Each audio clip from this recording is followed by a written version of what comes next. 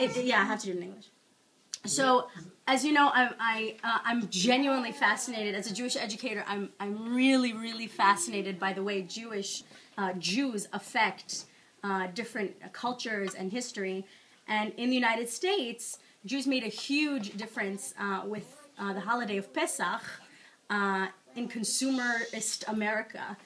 Consumers such as Pepsi and Macy's and Maxwell House wanted to start advertising for the Jews because they knew that during the Chag Pesach, Jews had these giant feasts and they made so much food and they bought so many things. So they were like, okay, this needs to be our target audience. And they learned that by advertising for Jews, they wouldn't not attract non-Jewish audiences anymore. So what Maxwell House started doing is they started making coffee. They started advertising for coffee with the help of Joseph Jacobs, who was the director and the editor of the Daily Forward, which is the Jewish newspaper of New York. Yiddish paper. Yiddish, right? And so he said in his newspaper that he wants to start advertising for Jewish products. So he started an advertising company, and one of his first clients was Maxwell House. And so, Joseph, this was one of the first advertisements that came out. Joseph, it blanked. Sorry. This doesn't have a zoom. I think my It was good. Not that one. finger in it touched something.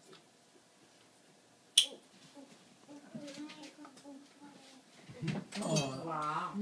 So it says, as you can see, so it says, so this is a Maxwell House advertisement for Yiddish-speaking Jews. Yeah.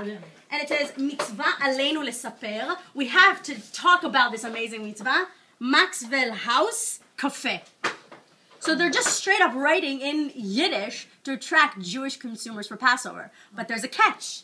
Because at the time, decaffeinated coffee was kind of the way it was prepared, fermented, I don't know how you make coffee, was used with a little bit of alcohol, which was not kosher for Pesach. So Maxwell House came up with a new decaf coffee just for Jews to buy on Pesach called Senka. Have you guys heard of Senka? Yeah. So Senka is an orange coffee. It comes in an orange container, which today, if you go to diners, and you know how they have the two jugs, one is usually brown and the other one is orange. The decaf is orange. It's because of the decaffeinated coffee that was created for Jews to drink on Pesach. What year is this? This was in the 1940s that they created Senka. Okay. So in the early 1920s, they started giving Haggadot to people for every in the 20s for every pot of coffee that you buy. You get a free Haggadah. Now, of course, it started in like local supermarkets, so people were like taking Haggadot by the dozen. And today, in 2013, Maxwell House has sold or given out the most amount of Haggadot, which is 50 million copies. Wow. And to this day, even in our house, you can find different versions, and Joe has another one I think he's using. And I have another one downstairs. And there's another one downstairs. That I just bought, from...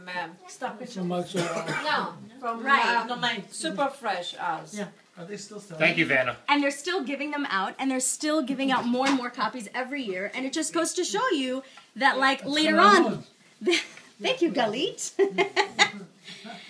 And Joe is showing like different versions of it. Eventually, through the years, it changed. The language changed. It became more gender neutral. The language was less formal. There was no like thou in it anymore. No, go under. Sorry, there's a Yeah. Good job, kiddo. And I'll show you where my leg is. Always have to remember to do potty before. Sorry. No, it's all good. I'm reading my notes. It's good. Good. Okay. You are just running empty. So no, it's fine. It's fine. I know it's not a. So actually, this is funny. This inspired Hallmark in 1997 to create a Happy Passover card, which 1997, which does not exist. Like, there's no such thing as a Happy Passover card. There's like a Happy Rosh Hashanah card, but not. So that was kind of a flop. But Hallmark was trying to imitate the success that Maxwell House has had. And Macy's had the same success also. And it's just amazing that we're such a small population, but huge companies wanted to target the Jewish people. Gee, I wonder why. The Jewish market. So I thought that was when I learned that, I was very excited and moved and touched, and I hope we continue to affect the world this way, in such a positive way. As a consumerist. Yes, more free Haggadot.